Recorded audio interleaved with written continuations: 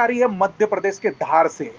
नवरात्रि का पर्व मां दुर्गा की भक्ति और गरबा का प्रतीक माना जाता है, लेकिन धार के प्रसिद्ध गढ़ कालिका माता मंदिर में इस बार श्रद्धालुओं की उम्मीदों पर पानी फिर गया।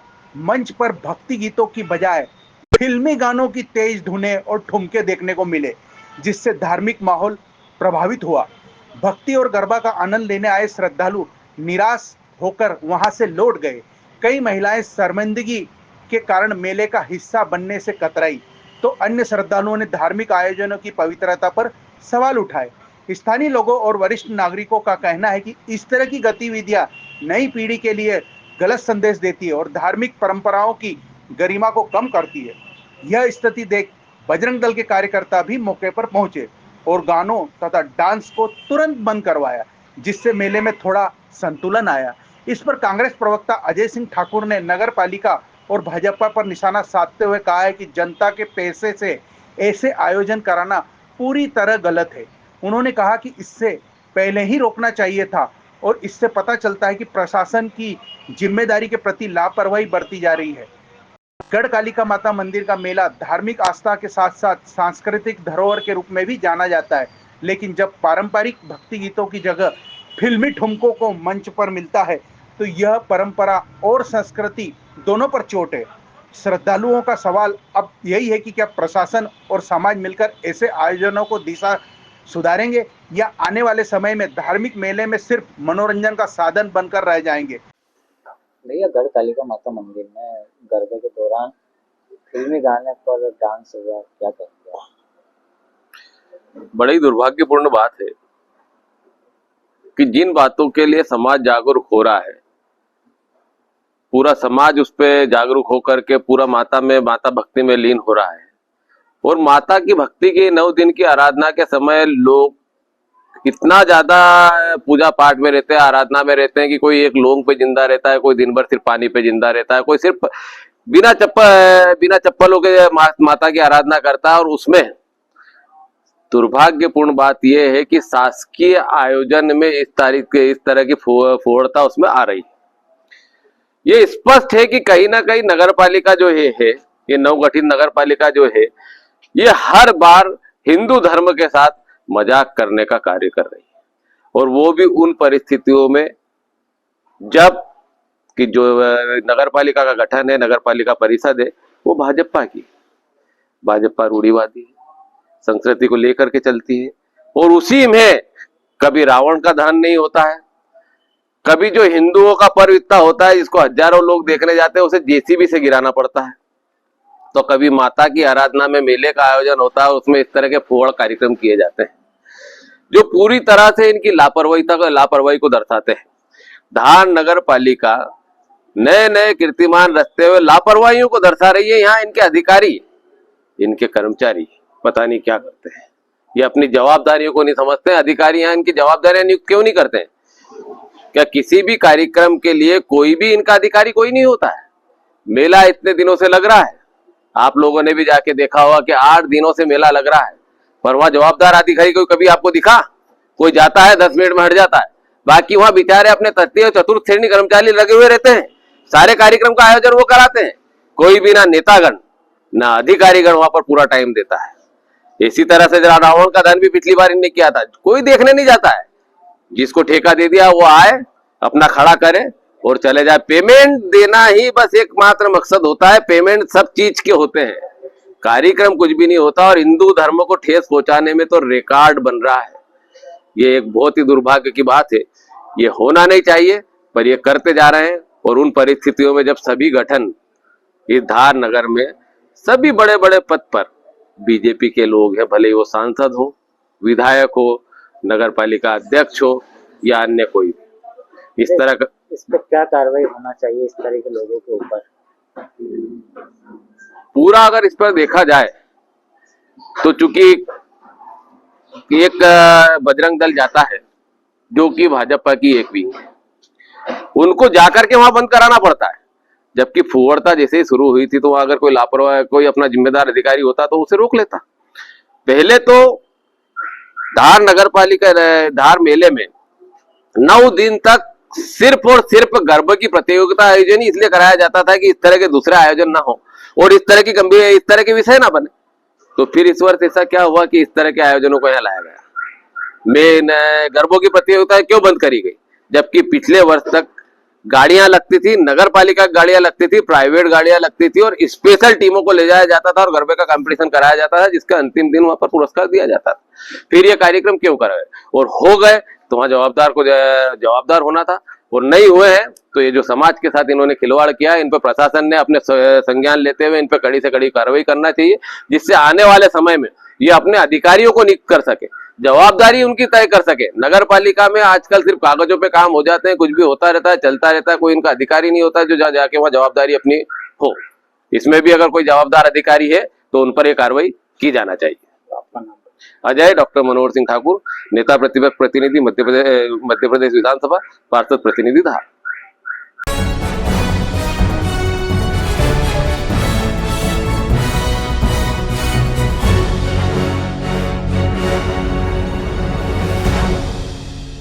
शक्ति की भक्ति टांडा नगर में चारों ओर देखी जा रही है। यहाँ मां के ही जयकारी गूंज रहे हैं। गरबा पंडालों पर मां भवानी की आरती के साथ साथ भारत माता की आरती बड़े भाव के साथ की गई है। नगर में गरबा पंडालों पर सनातनी समाज के द्वारा शस्त्र पूजन का आयोजन किया गया, जिसमें बड़ी संख्या में समाज बंधु एवं मातृशक्ति ने शस्त्र का पूजन किया गया।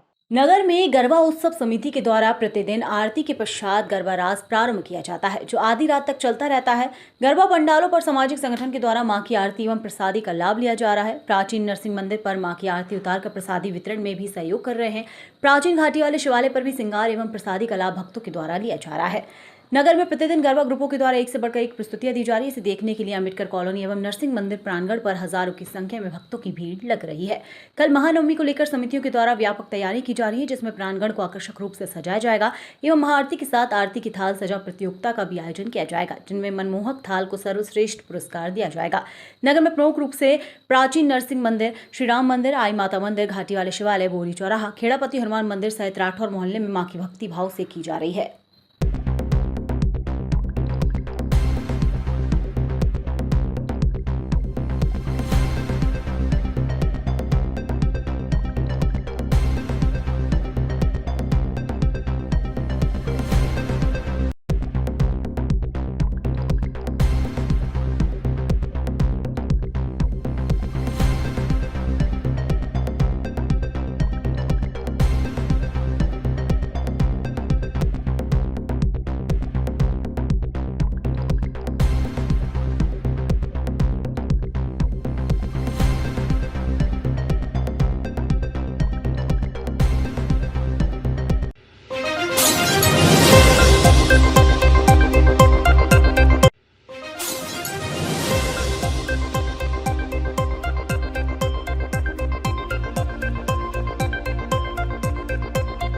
धार जिले के भिकनगांव थाना क्षेत्र के लालखेड़ा गांव में युवक की करंट लगने से दर्दनाक मौत हो गई।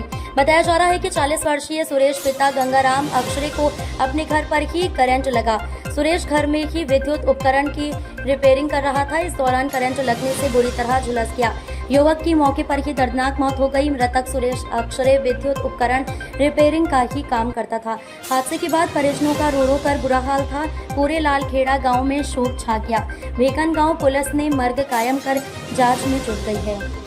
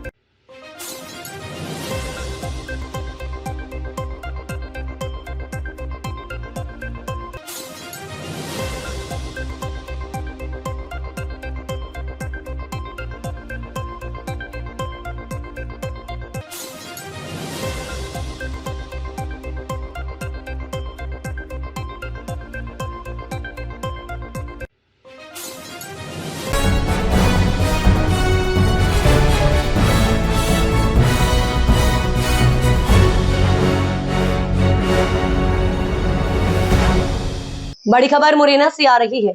मनरेगा संघ ने अपनी 8 सूत्री मांगों को लेकर मुरैना कलेक्ट्रेट को दिया ज्ञापन। प्रदेश के 1335 उपयंत्री अपने हित की 8 सूत्री मांगों को लेकर पिछले 35 दिन से शांतिपूर्ण तरीके से कलम बंद अवकाश कर आंदोलन कर रहे हैं। इस दौरान मनरेगा संघ का प्रतिनिधि मंडल, पंचायत मंत्री, मुख्य अपर सचिव, कमिश्नर से अपनी 8 सूत्री मांगों को लेकर चर्चा हुई थी, जिसको लेकर वरिष्ठ अधिकारियों को निर्देश दिए गए थे। मनरेगा अभियंताओं की समस्याओं का जल्द से जल्द निराकरण किया जाए, जिससे पूरे प्रदेश के अभियंताओं में खुशी की लहर उठी थी। मंत्री महोदय के बार बार आदेश देने के बाद भी प्रदेश के वरिष्ठ अधिकारियों द्वारा अभियंताओं की मांगों के संबंध में न ही कोई आदेश जारी किया जा रहा है और न ही कोई निराकरण किया जा रहा है। कई अभियंता संघ वरिष्ठ अधिकारियों से निवेदन करता रहा, लेकिन अभी तक कोई आदेश जारी नहीं किया गया है।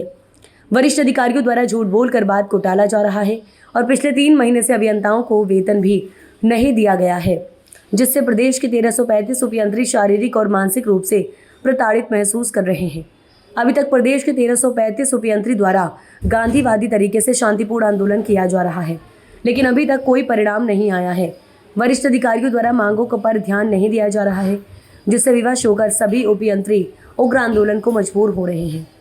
उपयंत्रियों की मांगे वेतन विसंगति, वरिष्ठता के आधार पर सहायक यंत्रिका प्रभार, अनुकंपा नियुक्ति, ग्रेजुएटी एवं संविदा समाप्ति की जगह निलंबन के आदेश आगामी 5 दिनों में जारी नहीं किए गए तो उग्र आंदोलन करने की विवश होंगे। मांगों का निराकरण न होने पर प्रदेश के 1335 उपयंत्री अपने परिवार एवं बच्चों सहित सामूहिक त्यागपत्र एवं इच्छा मृत्यु की मांग करेंगे। मांगों के पूरा न होने पर भोपाल में अपने पूरे परिवार के साथ मांग पूरी न होने तक अनशन पर बैठेंगे। मांगों के पूरे न होने पर न्यायालय और मानव अधिकार आयोग जाने को विवश होंगे। मनरेगा के उपयंत्री पिछले 15 सालों से अपनी मांगों को लेकर कार्यरत हैं। वर्ष 2023 में पूर्व मुख्यमंत्री शिवराज सिंह चौहान द्वारा प्रदेश के सभी साथियों को भोपाल बुलाकर घोषणाएं की गई थी, जिसके अनुक्रम में सामान्य प्रशासन विभाग द्वारा संविदा नीति 2022 जुलाई 2023 जारी की गई थी, जो कि अभी तक मनरेगा में जारी नहीं हुई। अगर ये नीति लागू हो जाती तो मनरेगा अभियंताओं की बहुत सी मांगों का निराकरण स्वतः ही हो जाता, जबकि अन्य विभागों में ये नीति लागू कर दी गई है। प्रदेश के 1335 अभियंताओं ने निवेदन किया है कि हमारी 8 सूत्री मांगों का जल्द से जल्द निराकरण किया जाए। अगर इस बीच कोई दुर्घटना होती है तो उसकी जिम्मेदारी शासन प्रशासन की होगी। इन्हीं मांगों को लेकर आज मुरैना कलेक्टर को ज्ञापन दिया गया। यूनिस खान, संभाग ब्यूरो ग्वालियर। कलेक्ट्रेट में क्यों आना हुआ, कौन सा संगठन है और किस प्रकार की मांगे हैं? हमारा मनरेगा अभियंता संघ है। पिछले 40 दिनों से हम शांतिपूर्ण आंदोलन पे हैं, जो हम घर पे रह के ही काम नहीं कर रहे हैं और सरकार का शांतिपूर्ण तरीके से हम विरोध कर रहे हैं। और ये मांगें हमारी पिछले 15 साल से अनवरत चली जा रही हैं। सरकार, माननीय शिवराज सिंह मुख्यमंत्री साहब ने हमें पिछले आश्वासन दिया था और मंच से आगे घोषणा की थी नियमितीकरण की, उस पर कोई पालन नहीं हुआ है। और माननीय मोहन यादव जी से भी हम बार बार निवेदन कर रहे हैं और विभागीय मंत्री श्री प्रहलाद पटेल साहब से हमारा निवेदन है और विभाग के अभी तक के सारे प्रमुख सचिवों से एवं अन्य वरिष्ठ अधिकारियों से भी हमने मांग की है। और पिछले 15 साल से हमारी मांगों पर कोई गहन विचार नहीं किया जा रहा है और ना ही हमारी एक ही मांग का पूर्ति की है। किस प्रकार की मांगे? पहली मांग तो हमारी वेतन विसंगति है और समान कार्य समान वेतन की है। दूसरी नियमितीकरण की है और संविदा नियुक्ति पे अनुकंपा नियुक्ति की है और ग्रेजुएटी की मांगे हैं और अन्य मांगे हैं।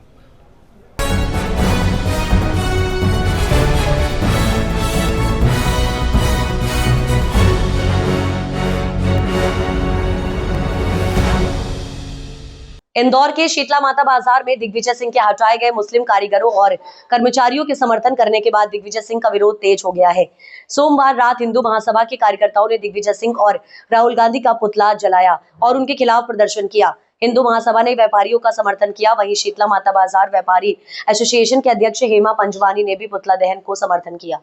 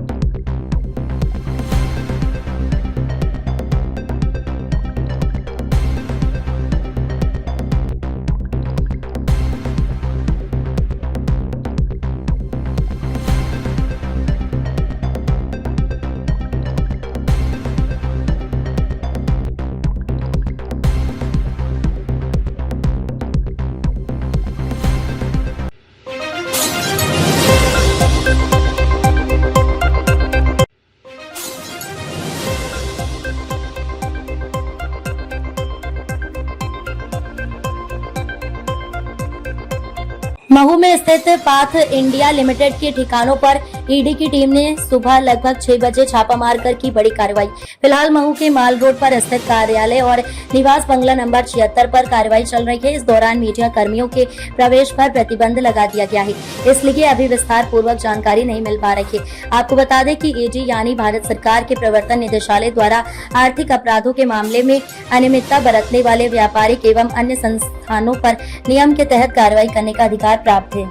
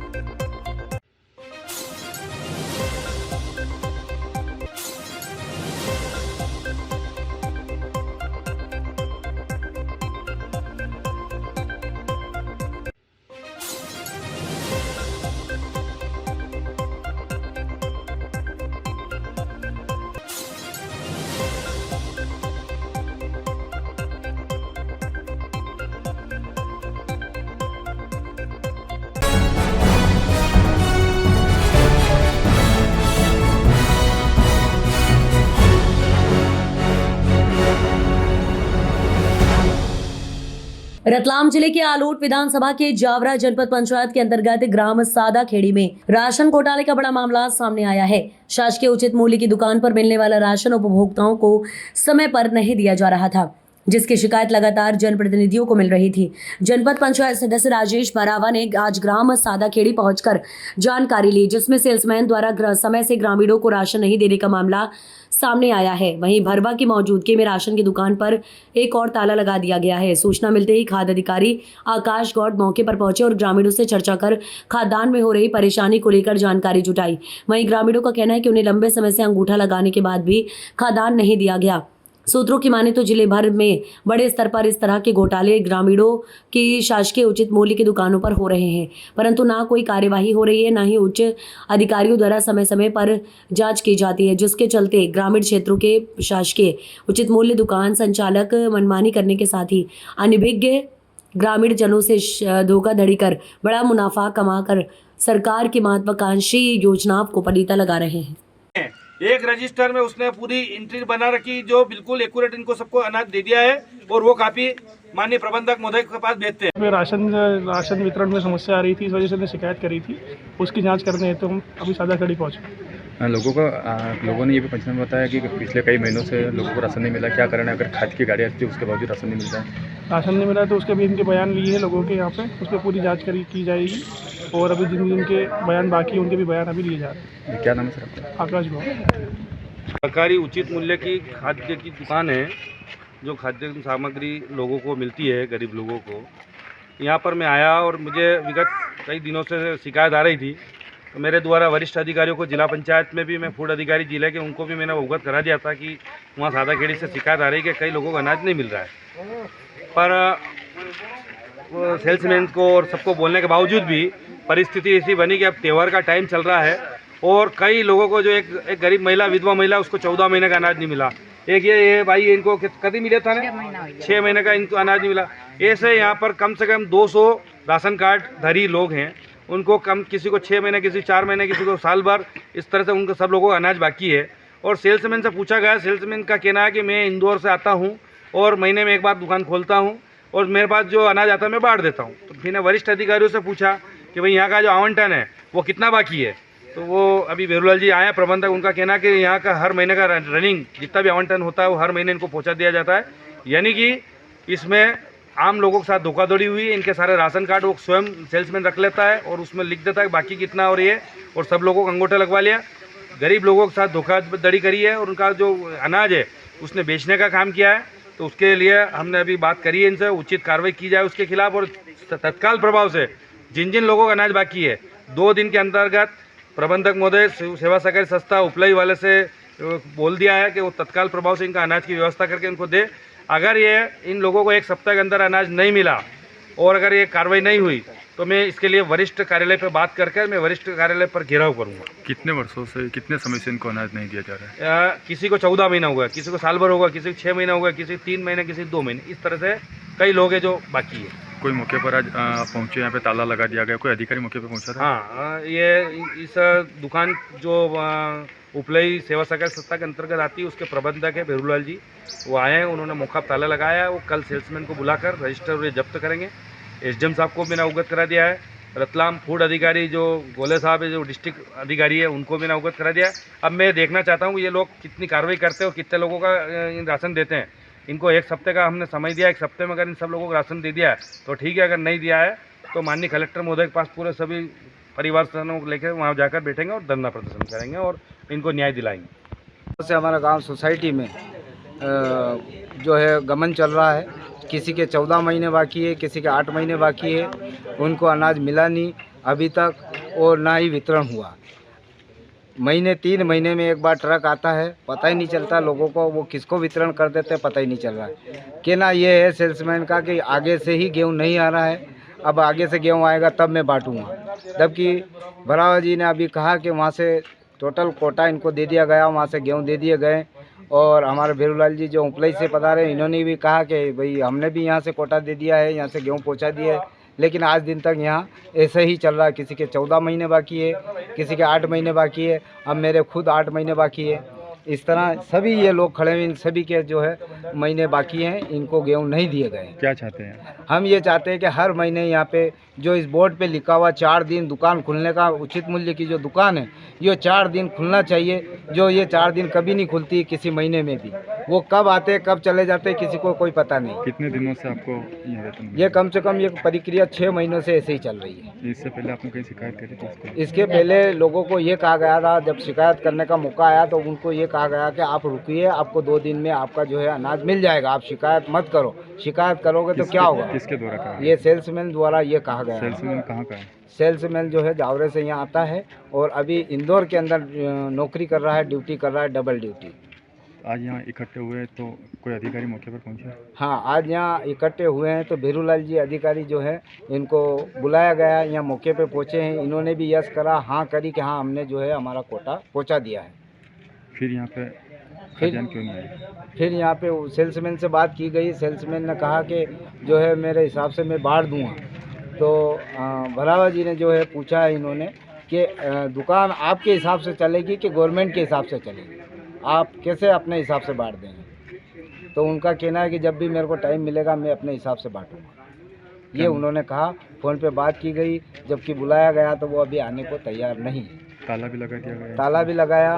फिर उन्होंने जो है भेरूलाल जी की मौजूदगी में, गांव वालों की मौजूदगी में दूसरा ताला इस सोसाइटी पे लगाया है, उचित मूल्य की दुकान पे लगाया दूसरा ताला, और जो है चाबी भेरूलाल जी को सौंप दी गई। कौन सी किस शर्त पे वापस पुनः ताला खुला जाएगा? इस हफ्ते का बोला है कि इस हफ्ते में टोटल गेहूँ और अनाज जो भी खाद्यान्न है गाँव वालों को वितरण कर दिया जाएगा।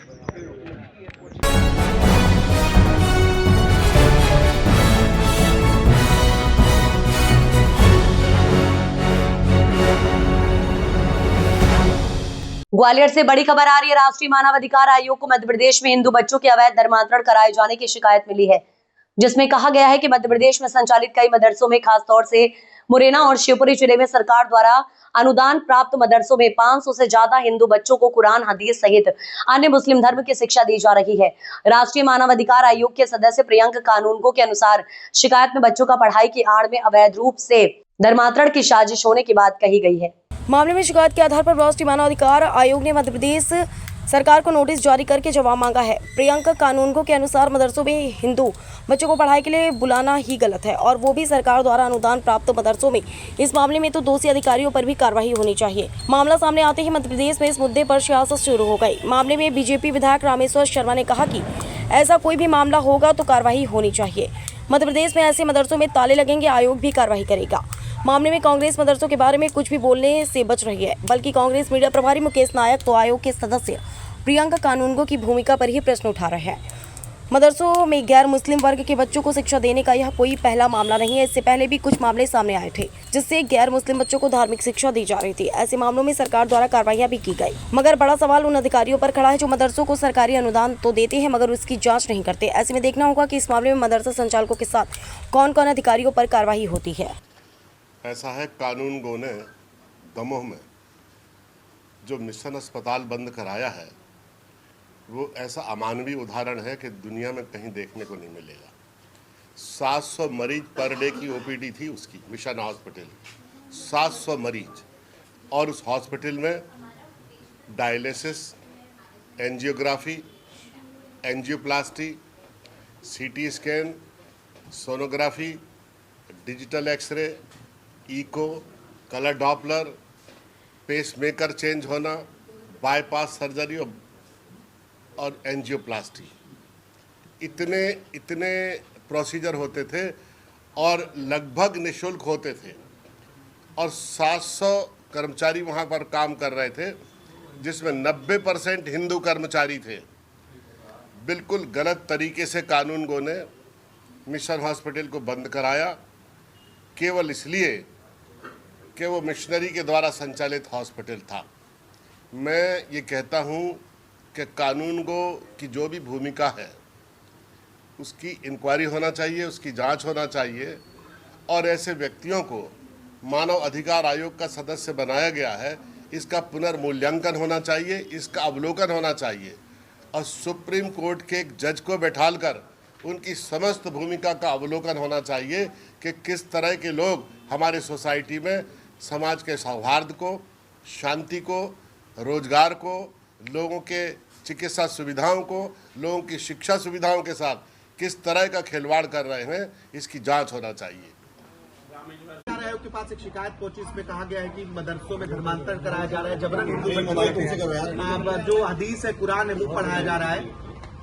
देखिए, जो मानव अधिकार आयोग के पास जो शिकायत आई है, मैं समझता हूं मानव अधिकार आयोग उस पर कठोर कार्रवाई करेगा, लेकिन मध्य प्रदेश सरकार और शिक्षा विभाग भी कठोर कार्रवाई करेगा। किसी को भी जबरन दूसरे धर्म के ज्ञान देना और उनके मदरसों में बुलाकर उनको पढ़ाना, ये न्याय उचित नहीं है, और इसलिए वहां हम कोशिश करेंगे कि जिला शिक्षा अधिकारी और कलेक्टर को मध्य प्रदेश सरकार निर्देश देगी कि वहां की क्या परिस्थिति है और कितने बच्चे जा रहे हैं, कौन मुल्ला मौलवी को डराकर शिक्षा दे रहा है या कोई प्रलोभन देकर शिक्षा दे रहा है, और ऐसे जो भी मदरसे कर रहे हैं उनमें ताले लगा दिए जाएंगे।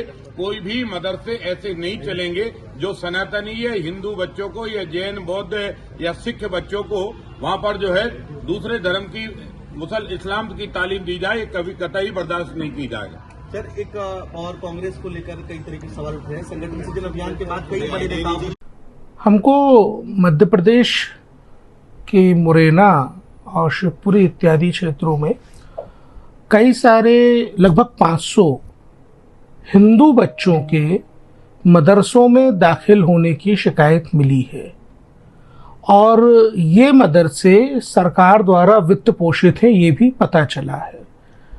शिकायतकर्ता ने तो यहाँ तक आरोप लगाया है कि बच्चों को कुरान इत्यादि पढ़ा के इन हिंदू बच्चों को इस्लाम में धर्मांतरित करने का एक षड्यंत्र चल रहा है। हमने इस शिकायत को जांच के लिए मध्य प्रदेश सरकार को भेजा है।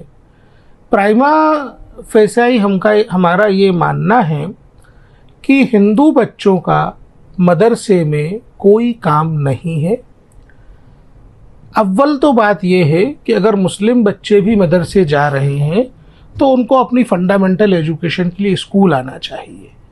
भारत के संविधान का अनुच्छेद 21 का ये निर्दिष्ट करता है कि बच्चों को स्कूल में लाना सरकारों की जिम्मेदारी है, और इसके लिए शिक्षा का अधिकार कानून जो है वो अपनी धारा 1 में ये निर्दिष्ट करता है कि मदरसा वो संस्थान नहीं है जहां शिक्षा दी जाती है। इसलिए क्लियर ब्लैक एंड वाइट में बात समझना ज़रूरी है कि मदरसा वो जगह नहीं है जहां बच्चों को शिक्षा दी जाती है। मदरसे में अगर मुसलमान बच्चे भी हैं तो उन्हें स्कूल में दाखिल होना चाहिए मदरसे की पढ़ाई के साथ। लेकिन हिंदू बच्चों का तो मदरसे में कोई काम होना ही नहीं चाहिए। ये भारत के संविधान के अनुच्छेद 28(3) का ब्लैटेंट उल्लंघन है। और यदि सरकार की फंडिंग पे ये हो रहा है तो इन दोषी अधिकारियों के खिलाफ राज्य सरकार को निश्चित रूप से कार्रवाई करनी चाहिए।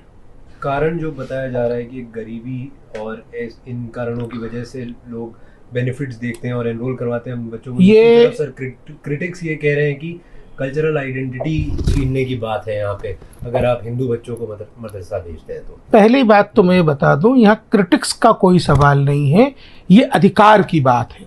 संविधान का अनुच्छेद 25 निर्बाध रूप से धर्म के पालन की स्वायत्तता का अधिकार देता है और ये हिंदुओं के लिए भी है। ऐसे में बच्चों को, हिंदू बच्चों को मदरसे भेजना ना केवल नैतिक रूप से गलत है, कानूनी रूप से गलत है और ये पाप है।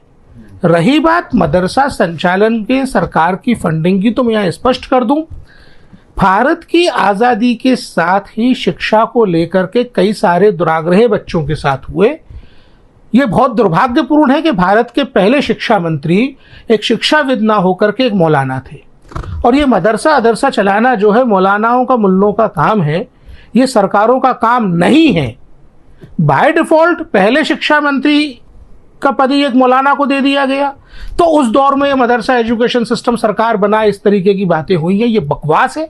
सरकारों का काम स्कूल बनाना, स्कूल चलाना है। पूरे भारत में कोई भी व्यक्ति आकर के एक जगह बता दे जहां 1 किलोमीटर और 3 किलोमीटर के दरमियान स्कूल की उपलब्धता नहीं है, हम तत्काल कार्रवाई करेंगे। ये शिक्षा के अधिकार कानून के तहत किया जाना है और भारत सरकार ने पर्याप्त धनराशि सभी राज्यों को स्कूल बनाने के लिए दी है।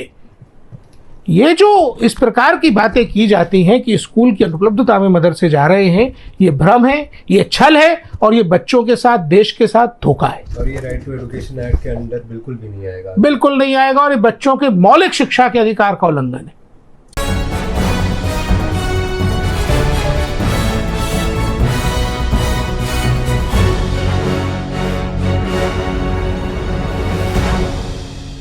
खरगोन जिले के कसरावत तहसील के ग्राम पीपलगौन में बच्चों द्वारा क्रिकेट खेलने पर क्रिकेट गेंद घर के छत पर चले जाने पर वहीं का एक बालक रौनक पिता अजय वर्मा उम्र 15 वर्षीय द्वारा उसको लेने के लिए छत पर चढ़ने पर वापस छत से पैर फिसलने से बच्चा नीचे जमीन पर गिर पड़ा।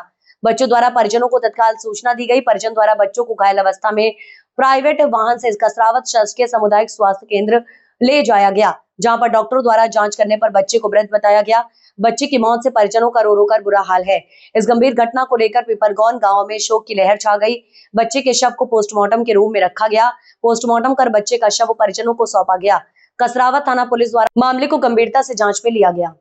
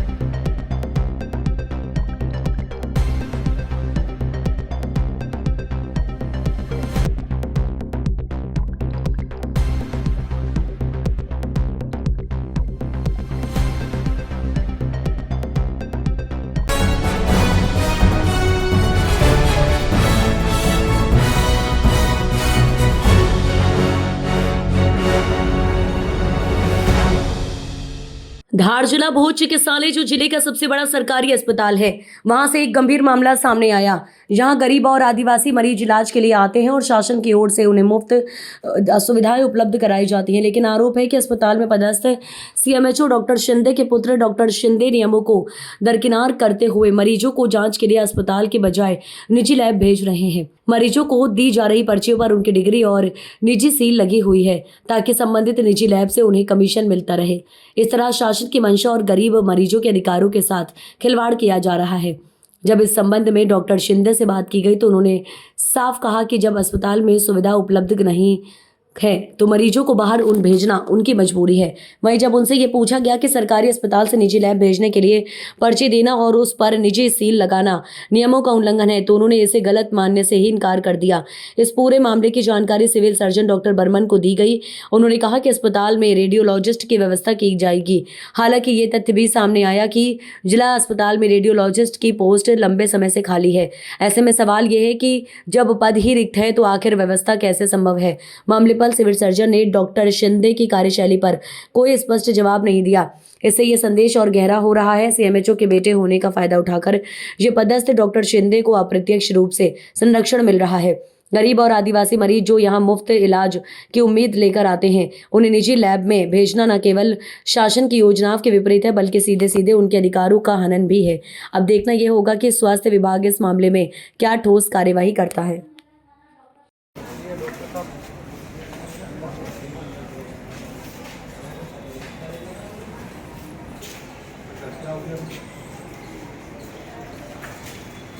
क्या नाम है तुम्हारा? कालू। कहाँ रहते हो? टांडा। क्यों आए थे अस्पताल?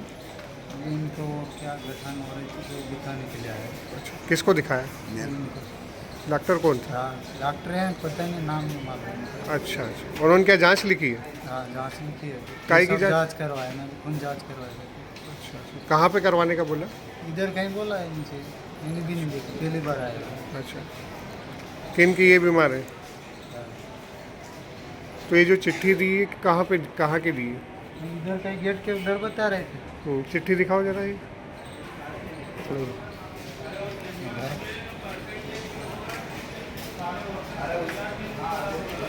यहाँ पे जांच करवाने के लिए बोला है? हाँ। क्या बोला? यहाँ जाके जांच करवाओ। यहाँ पर जांच करवाते हैं।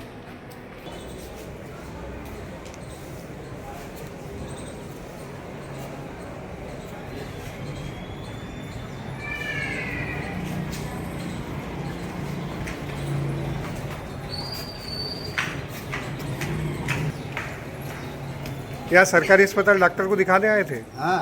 दिखाया? हाँ। क्या बोले डॉक्टर? डॉक्टर बोले बीमारी भरने हैं करके। अच्छा, फिर क्या जांच लिखी? हाँ। कहाँ की जांच लिखी? अपन जांच कराओ कुछ हाथ। अच्छा, कौन सी चिट्ठी दी जांच के लिए? दिखाओ जरा। ये जांच के लिए ये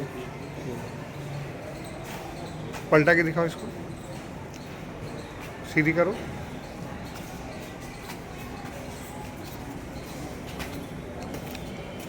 ये जिसका नाम लिखा है इसके यहाँ जांच करवाने का बोला जांच करके आओ। ठीक, क्या नाम है तुम्हारा? चंदर सिंह। कहाँ रहते हो? टांडा। डॉक्टर साहब यहाँ पेशेंट देख रहे हैं आप? हाँ, देख रहे हैं ना। है ना, उन्हें जांच भी लिख रहे हैं? जांच भी लिख रहे हैं। कहाँ के लिए लिख रहे हैं? जो भी यहाँ की जांचें हो रही है। नहीं तो उनको क्या प्राइवेट पे भेज रहे हैं आपके, सरकारी के जांच के लिए दे रहे हैं? नहीं, सारे जो भी ब्लड इन्वेस्टिगेशन हो जाती है वो यहीं करा लेते हैं, सोनोग्राफी होती है वो यहाँ करा लेते हैं। अच्छा, ये क्या चीज़ है?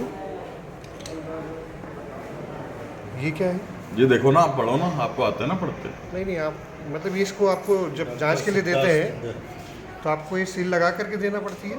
नहीं, ये मैंने अपनी चीज़ों के लिए लिखी हुई है कि ये मेरा नाम है, ये मेरी डिग्री है। ठीक है। ताकि किसी भी डिपार्टमेंट में मेरा पर्चा जाता है तो उस पर मेरी सील जाएगी। अच्छा अच्छा। तो मुझे ऐसा पूरा नाम लिखने की ज़रूरत नहीं होती जी। कोई भी देखेगा तो वो समझ जाएगा कि हाँ डॉक्टर सिद्धार्थ शिंदे इन्होंने देखा है ऐसे। अच्छा, बाकी डॉक्टर ये सब चीज़ें यूज़ नहीं करते जो आप बता रहे हैं? कौन सी? ये सिल्क वाला जो पैटर्न जो आप यूज़ कर रहे हैं?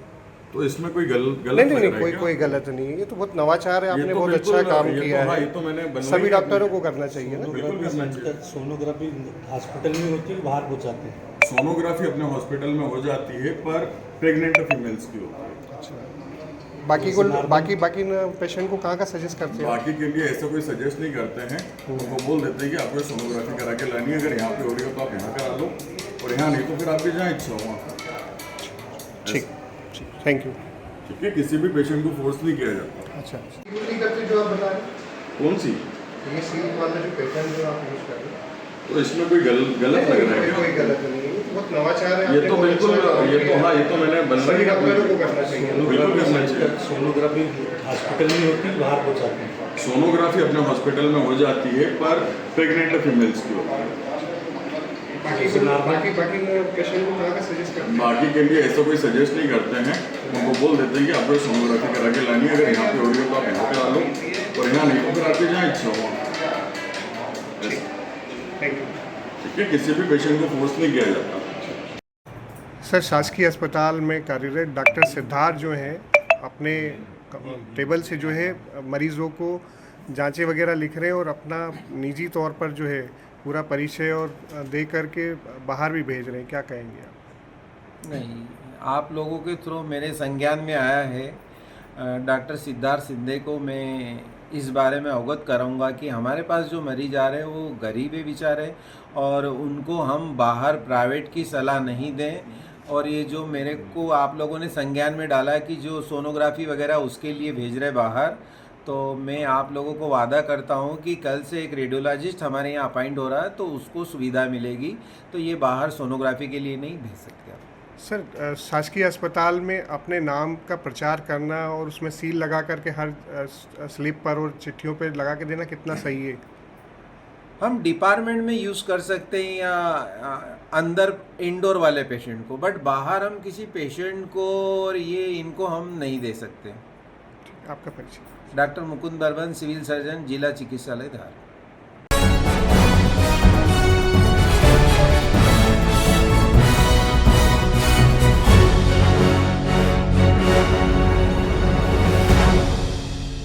अयोध्या के रुदौली तहसील के एसडीएम विकास धर दुबे के समर्थन में सोशल मीडिया पर खुलकर उतरे लोग। विकास धर दुबे एक समर्पित और निष्ठावान प्रशासनिक अधिकारी हैं, जिनकी कार्यशैली न केवल प्रेरणादायक है बल्कि जनसेवा के प्रति उनकी प्रतिबद्धता को भी दर्शाती है। उनकी निष्पक्ष और निर्भीक कार्यशैली ने उन्हें जनता के बीच लोकप्रिय बना दिया है। हाल ही में वहां से भारतीय जनता पार्टी के विधायक रामचंद्र यादव के प्रोटोकॉल तोड़ने के आरोप में उन्हें शासन द्वारा कारण बताओ नोटिस जारी किया गया था। एसडीएम विकास धर दुबे ने अपने ऊपर लगे हुए आरोपों को निराधार बताते हुए कहा, हमने हमेशा विधायक का सम्मान किया है, हमने विधायक का प्रोटोकॉल नहीं तोड़ा है, मेरे ऊपर लगे हुए सारे आरोप निराधार है। इसी सबके बीच सहकारी गन्ना समिति के अध्यक्ष निर्मल शर्मा का एक लेटर सोशल मीडिया पर वायरल होता है। लेटर में तमाम आरोप मौजूद एसडीएम विकास धर दुबे पर निर्मल शर्मा द्वारा लगाया जाता है। लेटर की भनक जैसी समिति के अध्यक्ष निर्मल शर्मा को लगती है तो वे इस लेटर को फर्जी बताते हुए सिरे से नकार देते हैं। सुनिए एसडीएम और सहकारी गन्ना समिति के अध्यक्ष निर्मल शर्मा की बीच जो वार्ता हुई है उसका ऑडियो। शर्मा जी, नमस्कार। नमस्कार, क्या हाल चाल? बढ़िया, ठीक है। अरे हमसे कब 25 तारीख को मिले आए रहा तू? अरे क्या बताइए, बतावा ना, कब आए रहा 25 तारीख को मिले? 25 से काम लगे ना, वही रहे 25 तारीख के तो हमसे मिले आए नहीं रहा। हाँ नहीं, 25 को गए थे वहाँ उस दिन, 25 तारीख थी। कहाँ पे? वही जब वहाँ हूँ, कहाँ मिले ना आपसे? अच्छा, 25/8 के? हाँ, वो कहाँ मिले? तो के तो का बाहर निकलवाई देश? अरे क्या बताऊँ शर्मा जी, जो सही है होकर बताऊ भैया कि अरे हमने सच्चाई अब मिलबे तो बताइए, फोन पर ना बताइए। नहीं तो आपको मैंने निकलवाया या कुछ किया, ऐसा कुछ किया? नहीं, ऐसी बात तो नहीं। तब काहे भैया अनावश्यक पत्र लिखते हैं, काहे गलत वो करते हैं? मतलब यार, अगर हम गलत हुई तो कहा झूठा आरोप लगावेंगे, मतलब का आनंद मिलत बा? सही है। नहीं, अगर हम तोहका निकलवाए हुई, पकड़ के बाहर करवाए हुई तो चला तू उठा पे माँ कामाख्या मंदिर पे हम चली, दोनों जने क्रिया कसम खाई ली। हाँ नहीं ऐसी कोई बात। तब भाई काहे यार ये सब, मतलब अफवाह फैलावे में का आनंद आवत बा? अरे हम क्या बताऊं, ये गलत बात है शर्मा जी ना, ये तो गलत बात। सही है, तो हम जाने पावा आज जाने पावा? मतलब आप पढ़ के नहीं साइन के रखा? नहीं, जैसे लेटर पैड रखा रहा हम। हाँ, तो लेटर पैड पहले में साइन करके रख देते प्रभु। अरे क्या बताऊं। चला ठीक है, ठीक भैया, ठीक है शर्मा जी, लेकिन यार ऐसे कोनो काम मत करा, अगर गलत करी भैया तो खूब मस्त। नहीं, हम तो खुश हैं आपके काम से, सच्चाई तो यह है कि आपके काम से मैं बहुत खुश हूँ। अब तो बताओ ऐसे काहे आरोप, मतलब भाई देखा, विधायक जी का हम कब असम्मान करे है? बतावा तू एक बताओ, जब हम वहाँ पहुंचा रहे कैथी माझा विधायक जी जैसे पहुंचन 2 से 3 मिनट के अंदर हम पहुंचे कि नहीं पहुंचे? तुरंत पहुंच के दोनों हाथ जोड़ के उनसे हम प्रणाम करे कि नहीं करे? एक बाद गाड़ी तक गए कि नहीं उनका छोड़े गए? और तहसील दिवस में जब भी आई हुई खड़ा होकर नमस्ते करे कि नहीं करे? कब हम इनका अपमान करे है? तो भाई आप तो हर जगह साथे रहा है ना, तहसील दिवसों में रहा या कैथियों में रहा या शेरपुर परसरामों में, वहाँ शेरपुर गांव में रहा। शेरपुर में हम कैसे कह दिन कि विधायक के काम कहा है किताब नहीं आई है? हमने कब कहा किसी से? आप तो विधायक के एकदम बगल ही थे, मैंने कहा नहीं।